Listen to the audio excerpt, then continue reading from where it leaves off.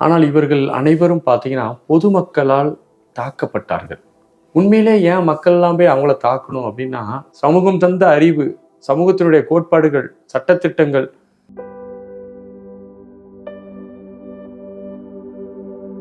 அனைவருக்கும் அன்பான வணக்கங்கள்.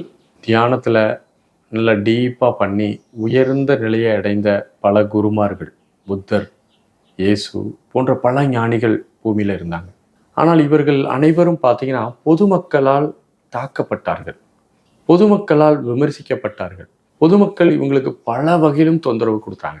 ஏன் ஞானிகள், இது போன்ற ஞானிகள் அனைவருக்குமே இந்த குண்டலினி சக்தி ஏற்பட்ட அரகந்த நிலை அடைந்த பல ஞானிகளும் பல இடங்களில் தாக்கப்பட்ட வரலாற்று குறிப்புகளெல்லாம் நம்ம கதைகளின் மூலமாகவும் செவிவழி செய்திகளின் மூலமாகவும் கேட்டு அறிய முடிகிறது.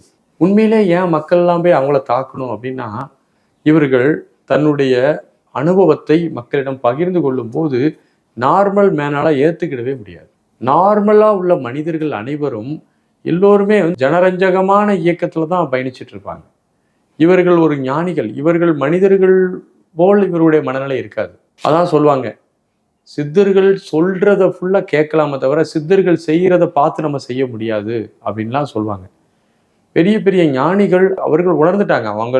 உங்களுடைய ஒரு இரவலான அறிவு, நூலறிவு, சமூகம் தந்த அறிவு, சமூகத்தினுடைய கோட்பாடுகள், சட்டத்திட்டங்கள், அந்த விதிமுறைகள் எல்லாமே சாதாரண மனிதர்களுக்கு பொருந்தும், இவங்களுக்கு பொருந்தாது. இவர்கள் அந்த விதிமுறைகள் கொண்டு உருவாக்கப்பட்ட மானுட மனம் உருவாக்கப்பட்ட மானுட மனதால் உருவாக்கப்பட்ட அந்த விதிமுறைகளை எல்லாம் இவர்களை விட்டு மனதை விட்டு ஒளிந்தவர்கள். இவர்கள் தன்னுடைய மனதையே கொன்றவர்கள், தன்னுடைய மனதையே கொன்று அதிலேயே இவங்கள் விழிப்பாக இருக்கக்கூடியவர்கள்.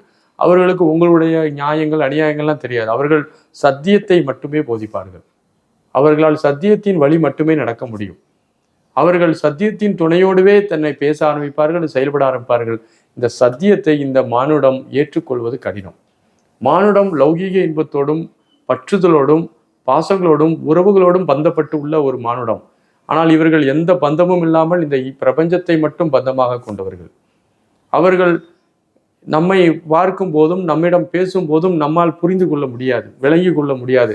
அவர்களை பார்க்கும்போது நமக்கு பெரிய பைத்தியக்காரர்கள் பேசுகிறார்கள் என்பது போல் இருக்கும். ஒரு பைத்தியம் தன் எப்படியோ உளறி கொண்டு செல்வதாக இருக்கும். அவர்களை மக்கள் கல்லால் அடித்தார்கள். எவ்வளவு அவமானப்படுத்த முடியுமோ அவமானப்படுத்தினார்கள். ஆனால் எவ்வளவு அவமானப்படுத்தியும் கல்லால் அடித்தும் அவர்களை கேவலமாக பேசினாலும் கூட அவர்கள் இந்த மானுட சமுதாயத்தின் மீது கருணையோடும் அன்போடும் நன்மையை செய்தார்கள். அதனாலே அவர்கள் மகான்கள் என்று அழைக்கப்பட்டார்கள். ஆகவே இந்த ஒரு முரண்பாடு தான். இவர்கள் மனதோடு வாழ்கிறார்கள், அவர்கள் மனதை விட்டு வாழ்கிறார்கள். மனதோடு வாழக்கூடிய ஒவ்வொருவரும் குழப்பிக்கொள்வான், மனதை விட்டு வாழக்கூடியவன் ஒவ்வொருவரும் அந்த ஞானத்தில், பரிபூர்ணமான ஞானத்தில் இருப்பான். ஆகவே இந்த கான்ட்ரவர்சி, இந்த முரண்பாடு பாமர மக்களிடம் இருக்கத்தான் செய்யும். இன்னைக்கு அப்படி பேசுறதுக்கு யாரும் தயாரா இல்லை. நீங்க ஒரு பிலாசபியை நம்பிட்டு இருப்பீங்க, அந்த பிலாசபின்னு இருக்கக்கூடிய அறியாமை, முட்டாள்தனத்தை அவர்கள் சுட்டி காமிப்பார்கள். இப்போது நீங்கள் ஒரு பிலாசபியில் இருப்பீங்க, இன்னைக்கு பேசுறதுக்கு இன்னைக்கு தயக்கம், இன்னைக்கு பேசுறதுக்கு ஏன் தயங்குகிறார்கள் என்றால் இந்த மானுட சமுதாயம் மிகவும் சிக்கலாக இருக்கிறது. அவர் உயிர்க்கே ஆபத்தாக வந்துவிடும். பல ஞானிகளும் பேச தயங்குவதற்கு காரணம், எதேனும் பேசுனா உடனே ஒரு பாலிட்டிக்ஸாக மாற்றி அது மிகப்பெரிய தாக்குதலுக்கு உள்ளாக்கப்படுவார்கள். இன்னைக்கு இல்லை, ஓஷோ ஒரு காலத்தில் பேசுகிறார். ஓஷோ விமர்சிக்காத நபர்களே கிடையாது, இன்க்ளூடிங் புத்தரை கூட அவர் விமர்சனம் பண்ணுறார்.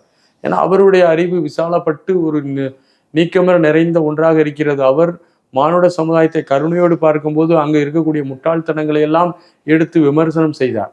ஆனால் ஓஷோ இன்னைக்கு இருந்தார்னா ஓஷோவால் எப்படி பேச முடியுமான்னு தெரியல. சோசியல் மீடியாலாம் வளர்றதுக்கு முன்னாடியே ஓஷோ நிறைய பேசிட்டார். இன்னைக்கு ஓஷோ கருத்துக்கள் பேச முடியுமான்னு தெரியல. அவருடைய நூல்கள்லாம் படித்தீங்கன்னா அவ்வளவு முரண்பாடான விஷயங்களை மக்கள் எதெல்லாம் எவ்வளவு முட்டாள்தனமாக இருக்கிறார்கள் என்பதை தோல் உரித்து காமிக்கிறார் ஓஷோ. ஆகவே இன்றைய காலகட்டத்தில் இப்படி ஒரு ஞானியை வெளிப்படுத்த முடியாது. இன்றைய சமூகம் ரொம்ப சிக்கலாக இருக்கிறது. அந்த காலத்தில் அது அப்படி ஒரு சூழ்நிலை இருந்தது, மக்களிடம் சொன்னார்கள். இந்த காலத்திலும் ஞானிகள் இருக்கத்தான் செய்கிறார்கள், ஆனால் தன்னை மறைத்து கொண்டு இருக்கிறார்கள். ஆகவே ஆழ்ந்த ஞானத்தை பெற்ற ஒருவன் இந்த சமூகத்தோடு முரண்பாடாகத்தான் இருப்பான். அவனால் இந்த சமூகத்தோடு ஒத்துப்போக முடியாது, இந்த சமூகம் அந்த ஞானியோடு ஒத்துப்போக முடியாது. ஏனென்றால் அந்த ஞானி ஞானத்தன்மையில் இருக்கிறான், மானுடன் மாயையில் இருக்கிறான். ஆகவே இந்த முரண்பாடு இருக்கும். இந்த மாதிரி செயல்கள்லாம் நடக்கத்தான் செய்யும். வாழ்த்துகள். நன்றி, வணக்கம்.